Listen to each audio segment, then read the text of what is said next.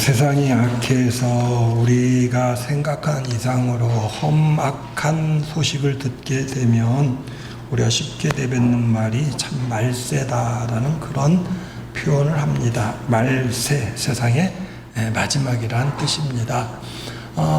기독교인이 아닌 사람들도 말세라는 표현을 하는데 그 사람들은 이제 뜻없이 그냥 말세라고 할지 모릅니다만은 우리 신앙인들은 그 말이 무슨 뜻인 줄 알고 이야기를 합니다. 우리 기독교인들은 세상에 마지막이 있음을 압니다. 세상이 돌고 돌아서 사람이 죽은 다음에 벌레로 태어나고 짐승으로 태어나고 또 죽으면 다시 사람으로 태어나고 이렇게 도는 게 아니라 성경 창세기 1장 1절에 태초에 하나님이 세상을 창조하시니라. 세상 처음이 있었습니다. 하나님이 이 세상 만물을 만드신 때가 있었고요. 시작이 있으니까 또 끝도 있습니다. 하나님이 예수님을 우리에게 보내주셨고 그 예수님이 이제 다시 십자가에 못 박히시고 부활하시고 다시 하늘로 올라가시면서 약속하신 말씀이 내가 다시 올 것이다. 그러면 세상이 끝난다. 내가 세상을 심판하러 오겠다라고 말씀을 하셨습니다. 그게 우리가 믿는 세상의 마지막입니다. 예수님이 오시면 우리가 사는 이 세상은 끝나고 이제 영원하신 하나님의 세상 그리고 구원받지 못하는 사람들의 영원한 형벌이 이제 시작되어지는 것입니다. 자, 우리가 분명한 것은 2000년 전에 예수님이 곧 온다고 하셨는데 아직도 안 오셨어요. 그런 어간에 2000년 동안에 많은 사람들이 예수님 오시기 전에 호흡이 끊어졌습니다. 사실 우리도 아마 예수님 오시기 전에 육체의 종말을 맞는 사람이 대부분일 것 같습니다. 그런데 분명한 것은 예수님 오시기 전에 우리의 호흡이 끊어져서 육체의 종말을 맞는다 할지라도 예수님이 오셔서 심판하시는 것처럼 우리들은 예수님의 심판대 앞에 서게 된다는 겁니다. 일시적으로 오는 세상의 종말이든 개인적으로 오는 세상의 종말이든 분명한 것은 누구에게나 이 종말이 있는데 예수님의 세상 종말에서 이야기를 하시는 가운데에 오늘 봉독해드린 처음 부분 36절에 그러나 그날과 그때는 아무도 모르나니 하늘의 천사들도 아들도 모르고 오직 아버지만 아시느니라 이렇게 말씀하셨습니다. 예수님이 다시 오시는 날은 성부 하나님의 권한에 속한 것이기 때문에 아무도 모른다는 겁니다. 근데 분명한 것은요, 우리의 육체 개인의 종말도 아무도 모른다는 겁니다. 흔히 오는 것은 세상에 태어난 것 순서가 있지만 떠나가는 건 순서가 없다고 이야기를 합니다. 일반적으로 나이가 들어서 아픈 데가 많고 그 다음에 몸이 약해지면 아이고 내가 언제 세상 떠날지 알지 못한다라고 말하지만 사실은 그런 데서 먼저 떠나는 게 아닙니다. 우리가 오늘도 뉴스에 듣는 것은 교통사고로 인해서 사람들이 갑자기 세상을 떠나기도 하고 홍수로 인해서 사람들이 해를 당하기도 하고 화재로 인해서 많은 사람이 희생을 당하기도 하고 전혀 예상하지 못했던 가운데 건강했던 사람이 갑자기 쓰러져서 어떻게 보면은 병원으로 옮기는 도중에 호흡이 끊어지기도 하는 그런 일들을 우리는 보고 있습니다. 그래서 주님이 말씀하신 것처럼 주님이 오시는 때 아무도 모른다는 그 말씀처럼 개인의 종말도 그 때가 언제인지 아무도 알지 못한다는 말씀이 역시 연결되어집니다. 지난 주간에 우리가 들은 안타까운 뉴스가 시청역 앞에서 역주행하던 승용차로 인해서 많은 사람이 희생을 당했습니다. 우리가 그런 뉴스를 볼 때 우리 기독교인들 어떤 마음을 가질까? 아이고 나는 하나님 지켜주셔서 난 안 죽어 다행이다? 아니에요. 자, 이제 이 작년에도 홍수로 인해서 이제 알지 못하고 청주의 궁평 지하차도를 지나던 가운데 갑자기 물이 들어차서 거기에 많은 사람들이 희생을 당했는데 그것 때문에 우리가 막 여기저기 조심합니다만은 벌써 이번 주간에 수해로 인해서 갑자기 산사태가 일어나가지고 집에 그냥 토사가 밀려오는 바람에 희생을 당한 사람도 있고 택배 일을 하는 분이 배송을 하다가 물에 차가 밀려가면서 희생당한 사람도 있습니다. 그 사람들은 재수없게 세상 말로 운 나쁘게 죽었는데 아이고 하나님 나 지켜서 감사합니다. 아니 우리 기독교인들이 남은 희생당했는데 하나님 나만 지켜서 감사합니다. 그럴 거는 아닙니다.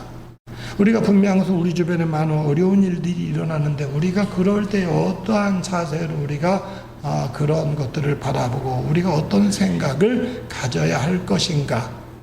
누가복음 13장 1절부터 5절까지 구절에 보면 그런 내용이 나옵니다. 어떤 사람들이 두어 사람이 예수님께 와서 이야기를 합니다. 예수님, 빌라도가요 갈릴리 사람들의 피를 가지고 자기들의 제사를 드리며 제물로 바쳤습니다. 무슨 말이냐, 빌라도가 갈릴리 사람들 죽이고 제물로 바쳤다는 이야기입니다. 어떻게 보면 이렇게 억울한 일이 있을 수가 있습니까? 라는 그런 이야기입니다. 예수님이 거기에 대해서 엉뚱한 이야기를 하십니다. 야, 실로암의 망대가 무너져서 18명이 죽었는데 그 죽은 사람들이 특별히 죄가 많아서 그런 줄 아느냐? 죽은 사람들 그들만 죄가 많아서가 아니고요.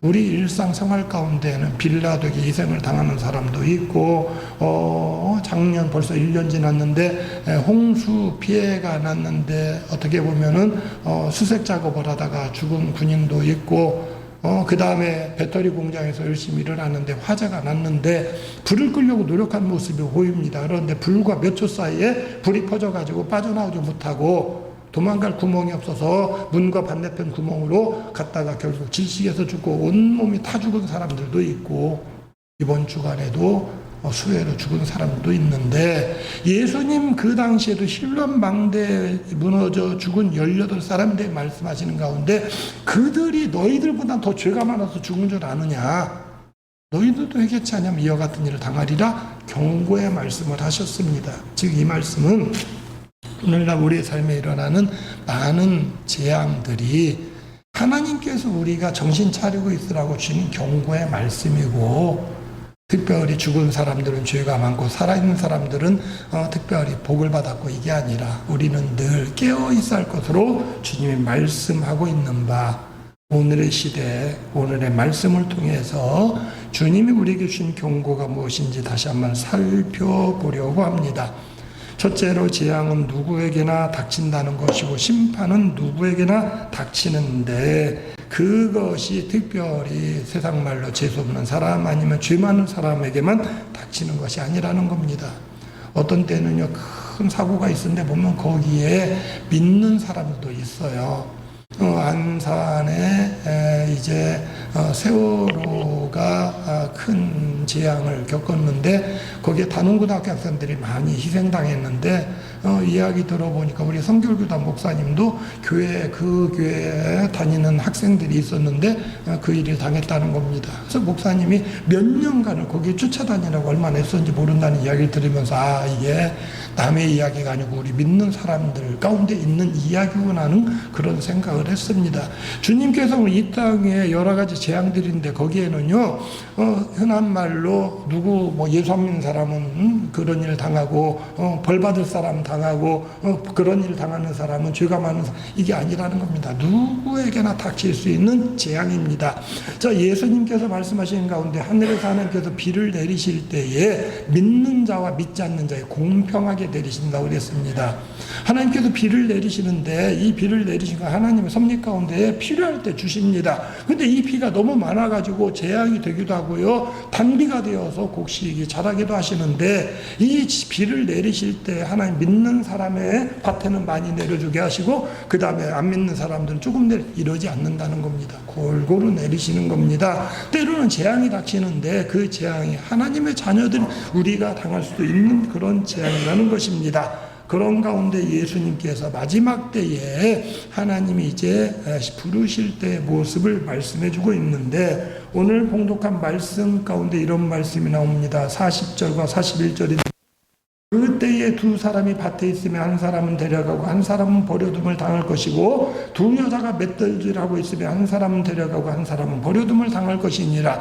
자, 여기에 데려가고 버려둠 당한다. 그 말로 보면은 데려간 사람은 복받은 사람이고 버려둠을 당한 사람 말 그대로 버려진 사람입니다. 이 말씀은 예수님이 마지막에 오시는 것에 대해 성경 여러 가지로 이야기를 합니다. 성경에 직접적으로 휴거라는 단어를 사용하진 않지만 우리 기독교인들은 휴거라는 것을 믿습니다. 뭐냐면 예수님 마지막 오실 때에 예수님이 한 번에 그냥 싹 세상을 정말 주는 게 아니라 한 번은 공중에 예수님께서 구름 타고 오시는 가운데에 먼저 믿는 자들은 공중으로 들려 올라가고 그 다음에 무덤에 있던 죽은 자들이 살아나서 주님을 맞이하고 그 다음 올라가지 못한 자들은 세상에서 고난을 당할 것이라는 말씀을 주셨어요. 그래서 여기 나오는 말씀이 똑같이 일을 하고 있었는데 밭 갈다가 한 사람은 휴거되고 한 사람은 남게 되고 똑같이 지금 맷돌 일을 하다가 한 사람은 휴거되고 한 사람은 남는다는 의미의 말씀으로 들려주고 있는 것입니다. 저는 휴거에 대한 설명을 드리려는 게 아니라 오늘 우리 삶 가운데에 자 똑같이 시청역 앞에서 이제 밥을 먹고 우리가 들은 뉴스 가운데 보면 은행원 한 명이 승진을 했습니다. 그 사람을 축하한다고 그 지점에 있는 사람들이 다 같이 나온 것 같아요. 한 20명이 밥을 먹은 겁니다. 밥 먹은 사람 4사람이 아니에요. 한 20명이 한 부서의 사람들이 전부 다 가지고 밥을 먹고 그 중에 4명이 밖에 나와서 차를 마시고 있었는지 대화를 하고 있었는지 그러는 가운데 차가 들이닥친 겁니다. 자, 똑같이 밥을 먹었는데 같은 직원들인데 어떤 사람은 식당 안에 있어서 어떻게 보면 죽음을 면했고 어떤 사람은 그 다음에 차에 받쳐서 죽음을 맞은 겁니다. 자, 그러니까 지금 어제도 이게 뭐랄까요, 사고 후유증이라고 그러는데 그 차가 돌진하는 가운데 건물 은 일을 못하겠다는 겁니다. 늘 일만 하려면 생각나는 게 우리 집에 차가 밀고 돌아가지고 모든 거 깨지고 사람들 다친 게 생각나서 일하기 어렵다는 거고요. 그 은행 동료들은 생각나는 게 같이 밥을 먹었는데 우리는 소위 말해서 이 안에 있어가지고 안 다쳤는데 밖에 있던 사람 죽임당한 거 생각하니까 끔찍하다는 겁니다. 내가 한 발만 더 밖에 있었더라면 나도 죽임당했을 텐데.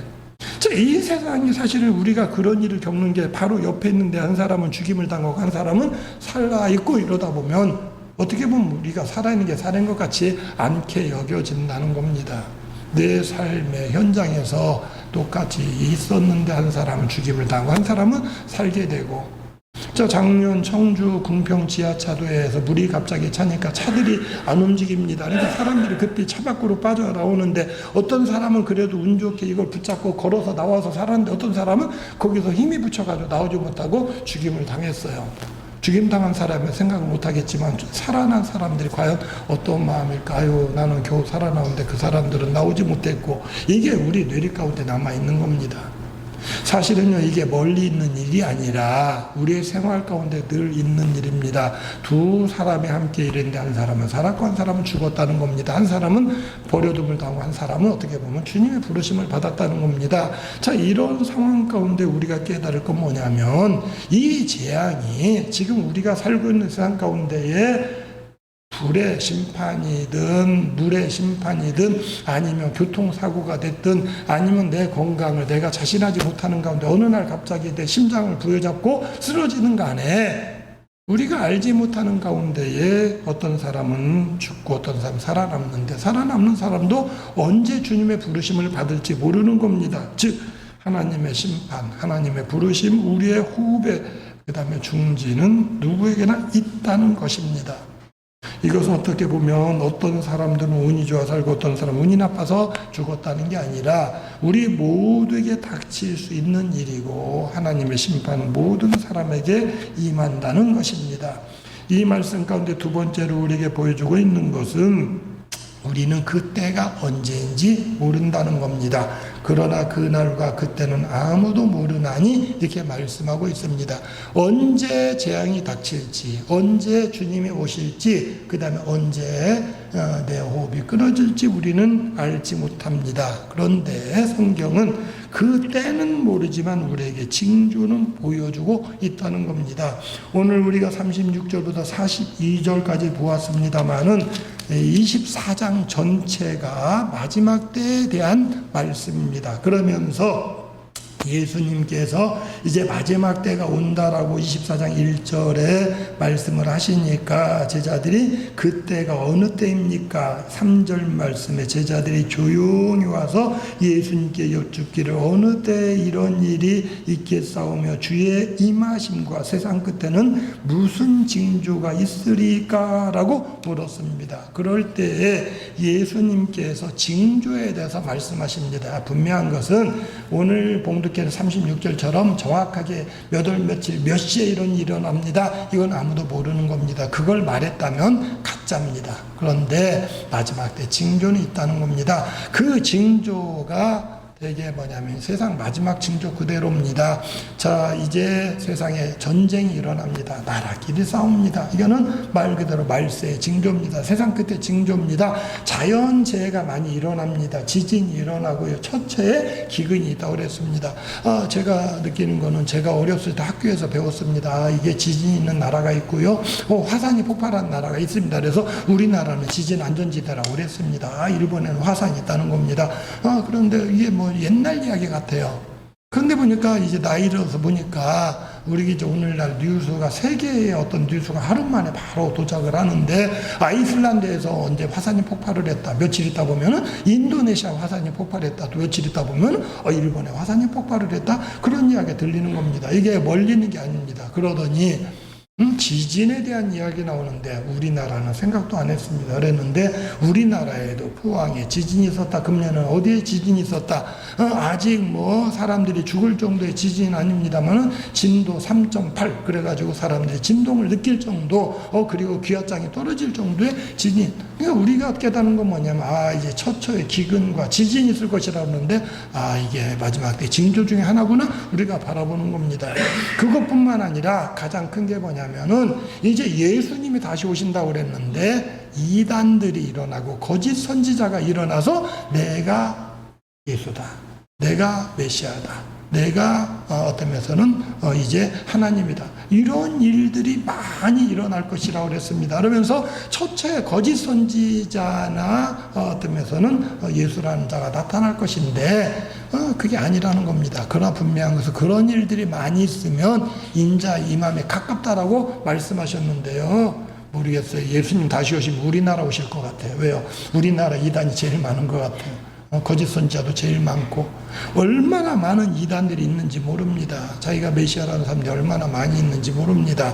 그러니까 세계적으로 유명해진 큰 이단뿐만 아니라 사실은 지역적마다 군데군데 거짓 선지자들이 있어가지고 거기에 미혹되는 사람들이 얼마나 많이 있는지 모릅니다. 분명한 것은 우리가 그때는 정확히 모르지만 징조 있다는 것인데 32절 말씀에 무화과 나무의 비유를 배우라. 무화과 나무를 통해서 깨달으라는 겁니다. 뭐라고 그랬냐면 가지가 연해지고 잎사귀를 대면 여름이 가까운 줄 알아라.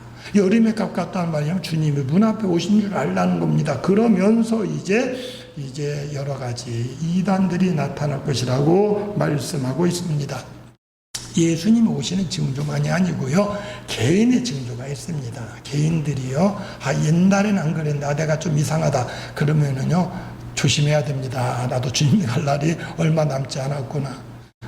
제가 작년부터 안 했는데 이게 여름에 보면 이 마당이 굉장히 뜨거워요. 그래서 요즘은 또 이제 코로나 이후에는 오후 예배를 안 드리니까 다행인데 오후 예배 드리려고 하루 종일 놔두면 이게 차문 열기가 뜨거울 정도. 그래서 제 나름대로 고민을 하다가 여름에 차양막을 사가지고 설치를 했습니다. 근데 제 나름대로 생각하기를 주일날 교인들이 오면은 차가 많으니까 설치할 수가 없고 다 직장 다니는데 불러서 같이 하자 할 수 없어가지고 한 두어 번 제가 혼자 했습니다. 마당 아무도 차 없을 때 차양막 쫙 2개를 사가지고 펼쳐놓고 이렇게 노끈으로 연결해놓고 그 다음에 이제 지붕에 양쪽으로 끈을 끌어가지고 지붕을 넘겨서 이쪽 스웨틀에다 걸으면은 팡팡하게 당기고 그 다음에 이쪽으로는 저 나무에다 걸고 저쪽 전부터 올라와서 걸고 양쪽으로 당기면은 이게 펴져요. 이제 그러고 나면 저도 마음이 흐뭇합니다. 주일날 제가 혼납니다. 장로님들 집사님, 목사님 위험하게 왜 혼자 가느냐고 그러지 말고 다음에는 교인들이 있을 때 하자고. 네, 그래놓고 그 다음에 또 한 번 더 그렇게 했습니다. 그때는 제 생각에 제가 굉장히 팔팔 나는 것 같았어요. 지붕에 올라가도 무섭지도 않고 어지럽지도 않고 그랬는데 제가 사실은 이제 안 하려고 그럽니다. 왜요? 첫째는 철판을 깔아가지고 미끄러워요. 옛날에는 이게 이제 미끄럽지 않은 재질인데, 두 번째는 저도 어느 날 보니까 이렇게 높은 데 서니까 어지러운 것 같아. 아, 이게 나도 내가 옛날 내가 아니구나. 아, 사람들이 자꾸 혼자 하지 말라고, 지붕에 올라가지 말라는 게 이거였구나. 나는 그전에는 올라가서도 어지럽다는 거 전혀 못 느꼈는데, 어느 날, 높은 데 가니까 조금 어이구, 야, 이게 높은 데 갔다 어지러우면 이러다가 쓰러지지. 제가 제 스스로 깨달았습니다. 그게 뭐냐면은, 사람이 자기 몸에 대해서 내가, 이거는 할 수 있다라고 알 때가 있는데, 이건 아니다라고 여겨질 때가 있어요. 이게 뭐냐면 몸에 징조가 나타나는 겁니다. 하나님이 너도 이제 젊은 사람이 아니고 너도 건강한 사람이냐? 이거 깨닫게 하는 겁니다. 깨닫게 하는 이유가 뭡니까? 조심하라는 거예요. 제가 어제도 친구 한 번 전화 왔길래 통화하면서 그 이야기를 했는데요.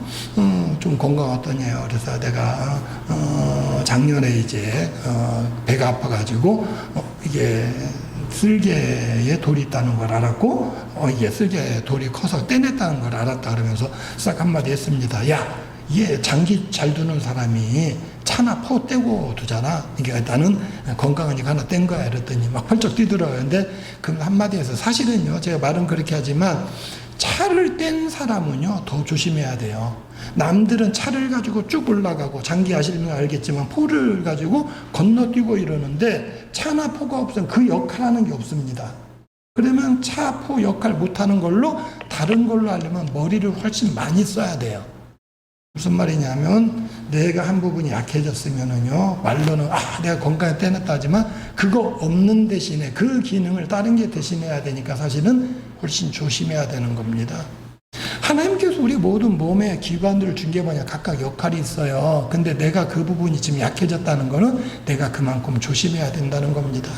하나님께서 우리에게 어떤 징조들을 주셔요. 그래서 때로는 그걸 통해서 먹을 걸 조심하기도 하시고, 때로는 우리가 억지로라도 운동도 하게 하시는 거고, 때로는 우리의 생활 가운데도 조심하게 하는 겁니다. 자, 우리에게 보여주는 게 막연하게 너 언제 쓰러질지 몰라, 이것만 말하는 게 아니라, 때는 모르지만, 언제 불러갈지 모르지만 내가 징조 보여주니까 네가 조심하고 준비해라고 말씀하고 있다는 겁니다.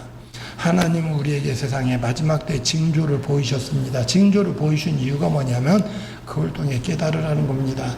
마지막 때 징조 중에 하나가 뭐냐면요, 사람들의 사랑이 식어진다고 그랬습니다. 가지고 형제 간에 미워하고 부모 자식 간에 소송을 하고 이런 일들이 일어나요. 야, 남들이 그런 거 보면 아이고 저 집은 왜 그래, 이게 아니라 마지막 때 징조예요. 그럼 우리는 뭡니까? 더 주님의 가까운 데가 알고 어떻게 해야 돼요? 주님 앞에 설 자세를 갖춰야 되는 겁니다. 갑자기 주님이 부르실 때 우리는 어떻게 되겠습니까? 자, 오늘 말씀 가운데 마지막 때 징조로 이야기하는 게 뭐냐면 38절 말씀에 37절 말씀에 노아의 때와 같이 인자의 임함도 그러하리라. 자, 노아의 때가 언제냐면 노아는 미리 알고 막 준비했어요. 뭘 준비했습니까? 배를 준비한 겁니다. 방주를 만들었어요. 아마 산꼭대기에서 제 혼자 생각을 해봤는데요, 배를 만들려면 어떻게 해야 되냐면요, 산에서 나무를 잘라가지고 그 나무를 굴려서 밑으로 보낸 다음에 그걸 물로 띄워가지고 바닷가든 강가로 가져가야 됩니다. 왜요? 배를 만들면 배를 띄워야 되거든요. 배를 어디서 띄웁니까? 바다에서 띄우거든요. 산에서 배를 만들어 놓으면은 바다까지 못 가져가요. 나무가 필요하지만 위에서 나무를 자른 다음에 처음에는 굴려서 산 밑으로 보내고, 그거를 끌어서 뗏목을 만들어 강으로 보내고, 이제 강을 통해서 바다로 보낸 다음에 바닷가에서 끌어서 올려서 그걸 다듬어 가지고 다시 배를 만든 다음에 밀어서 바다로 띄우는 겁니다. 그런데 노아는 배를 어디서 만든? 산 중턱에서 만든 거예요. 그럼 사람들이 뭐라고 했을까? 저 미친놈 아니야? 배 만드는 건 좋은데 왜 배를 산속에서 만들어? 그럼 노아 뭐라고 그래서 미친놈 소리니까 하겠죠. 야, 하나님 그러신데 비 온대더라. 비가 많이 와가지고 모두 잠긴대더라. 아이고 미친놈, 누가 이기나 보자. 네 말이 맞나 내 말이 맞나. 자, 노아는 하나님의 말씀을 듣고 믿고 배를 만든 거고요. 세상 사람들은 하나님 말씀을 듣지 않았고 믿지 않으니까는 노아를 비난한 겁니다. 노아를 비웃은 겁니다. 자, 우리는요, 예수 믿는 자들에게 하나님이 심판하신다고 이야기를 합니다. 세상 사람들이 뭐랄까, 미친놈. 먹고 마시고 즐기면 됐지. 무슨 하나님 나라 갈 걸 준비하고 하늘을 위해 쌓아놓고, 야, 그럴 돈 있으면 나는 한 잔이라도 더 술 마시겠다. 난 그거 한 푼이라도 더 노는 데 쓰겠다. 믿는 사람은 사람들은 더 그 돈을 가지고 하늘나라에 창고에 쌓는다고 하나님께 드리고 선한 사업에 쓰고 이러는 겁니다. 세상 사람들이 비난해요. 왜요? 비가 안 온다 생각을 하니까. 근데 우리는 비 온다고 믿고 있거든요. 어떤 비, 심판의 비가 온다는 겁니다. 다시 노아 홍수 때 같은 비는 아니지만 반대로 하나님의 불의 심판이 있다고 우리는 믿고 있는 겁니다. 자, 그런 가운데에 하나님이 딱 날이 됐어요. 뭐라 그러니까 노아한테, 야, 이제 비 내릴 거니까 문에 들어가라. 노아가 들어가서 문을 딱 닫았어요. 마지막 징조가 뭐였냐면요, 각종 짐승들을 다 끌어 모아가지고 방주에 들여놓은 겁니다. 오히려 짐승들은 징조를 알아요. 노아가 부르니까 짐승들이 다 온 겁니다. 대개 뭐예요? 무슨 재앙이 있다면 짐승들은 징조 안다고 그러잖아요. 하나님 알게 하셨어요. 근데 사람들이 몰라요. 그래서 39절에 홍수 8절에 홍수 전에 노아가 방주에 들어가던 날까지 세상 사람들은 먹고 마시고 장가들고 씹가고 있었으면서 그 다음에 39절에 홍수가 나서 다 멸하기까지 깨닫지 못했다는 겁니다. 노아가 다 들어간 다음에 문을 닫아서 비가 내리기 시작합니다. 비 올 때에도 사람들은 그 동전까지는 몰랐겠지요. 왜요? 세상에 많이 비가 왔었으니까. 비가 처음에 와도 비 오는가 보다. 아유, 이번엔 비가 좀 많이 내리네. 비가 좀 많이 내리니까 이거 안 되겠네 해가지고는 우리가 마치 홍수 당하면은 뚝가에 있는 사람 조심하라고 그러면은 막 짐 싸들고 학교로 가고 그 다음에 무슨 피해서 가는 것처럼 처음엔 그랬겠지요.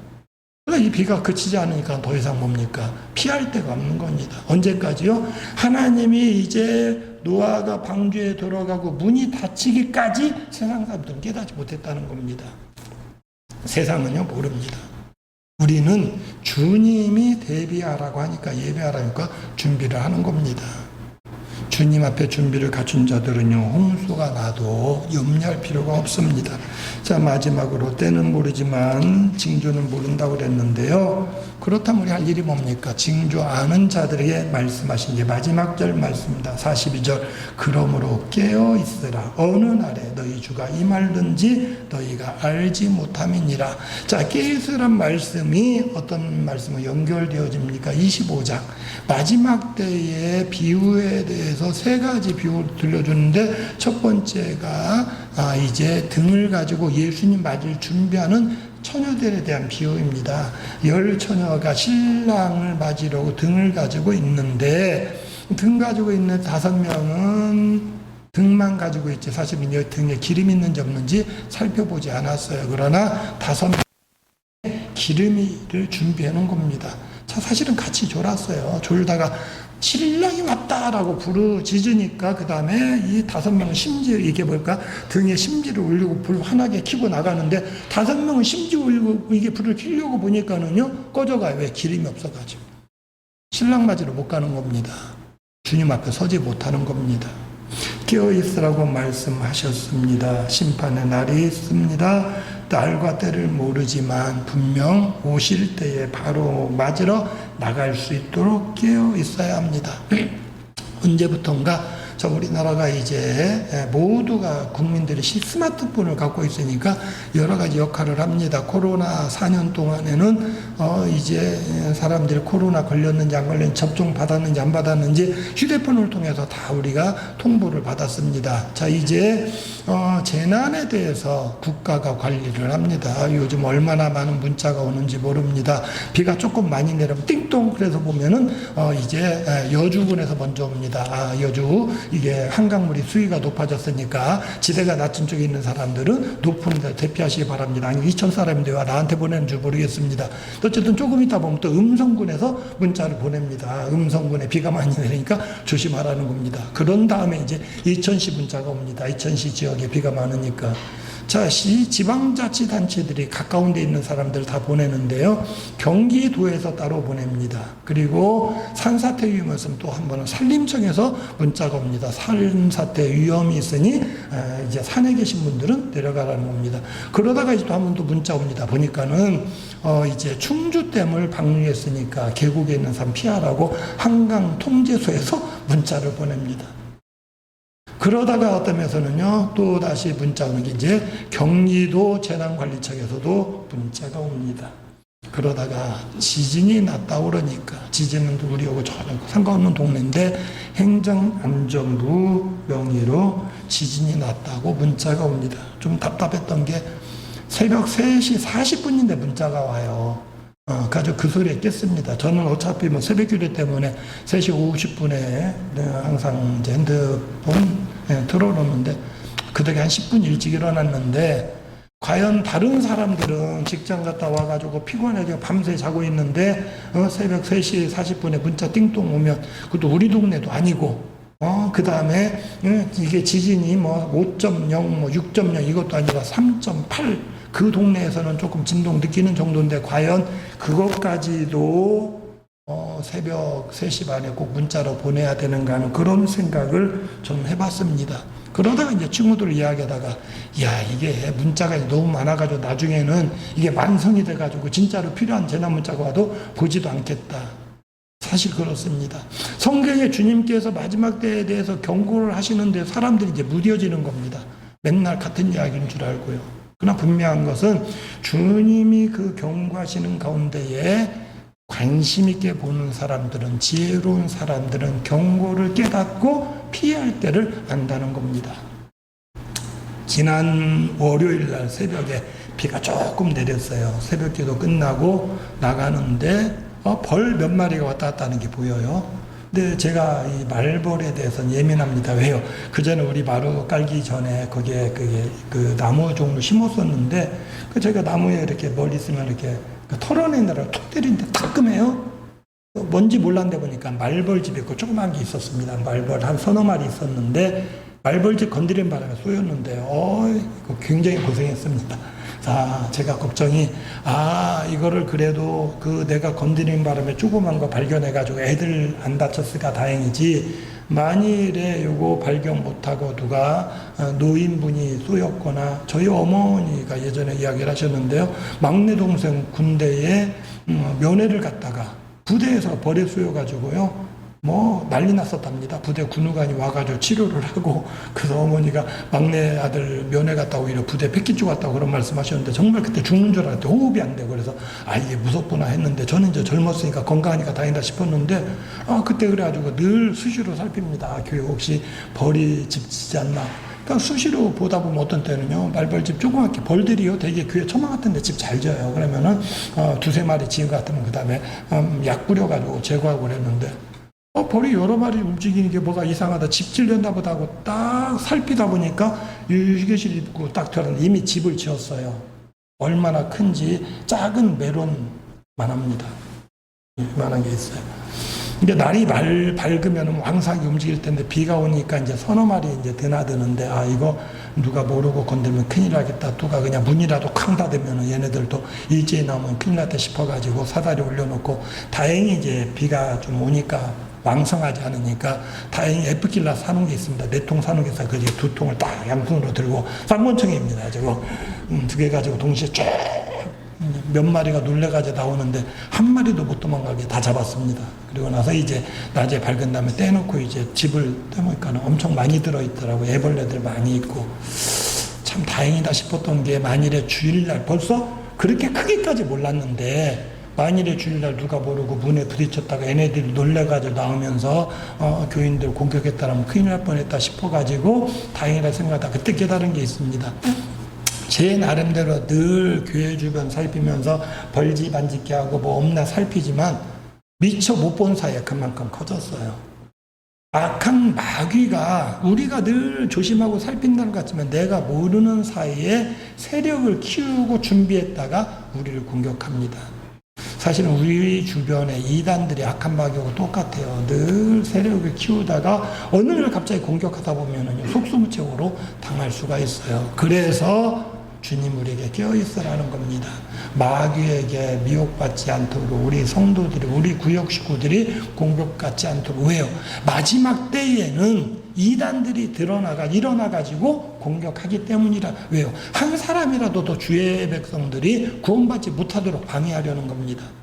우리는 주님의 구원받은 백성입니다. 그러나 주님 나라 가기까지 끝까지 우리의 믿음을 지켜야 돼요. 그래서 우리 달려갈 길 다 가고 주님 앞에 잘했다 칭찬받는 그 자리에 서야 되는데, 마귀가 그걸 못하게 하려고 공격을 하는데, 마치 벌떼들이 잔뜩 몰려가지고 기회에 와서 덤비려고 하는 것처럼 마귀들이 세력을 키우고 우리를 덮치려고 합니다.